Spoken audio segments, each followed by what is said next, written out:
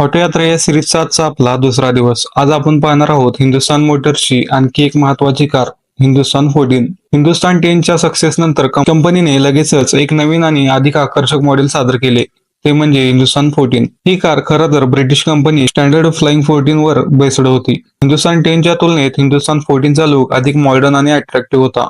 तिची body design अधिक streamlined होती आणि तिला एक वेगळीच ओळख मिळाली. या गाडीमध्ये 1267 सीसीचं पेट्रोल इंजिन होतं, जे सुमारे 40 बीएचपी इतकी पॉवर जनरेट करत होतं. या कारची परफॉर्मन्स हिंदुस्थान 10 पेक्षा थोडी चांगली होती आणि ती शहरामध्ये तसेच लांबच्या प्रवासासाठी अधिक कम्फर्टेबल होती. हिंदुस्थान 14 तिच्या आकर्षक डिझाईन आणि उत्तम इंजिनमुळे त्या काळात बऱ्याच लोकांची फेवरेट कार बनली होती. फॅमिलीसाठी आणि कमर्शियल वापरासाठी हा एक चांगला ऑप्शन होता. त्यावेळच्या मिडल क्लास आणि अप्पर मिडल क्लास कुटुंबामध्ये या गाडीची चांगली मागणी होती. अनेक गव्हर्नमेंट ऑफिसर्स आणि बिझनेसमॅन देखील ही कार वापरत होते. हिंदुस्थान 10 सारखीच आजही ही गाडी विंटेज कार म्हणून खूप व्हॅल्युएबल आहे.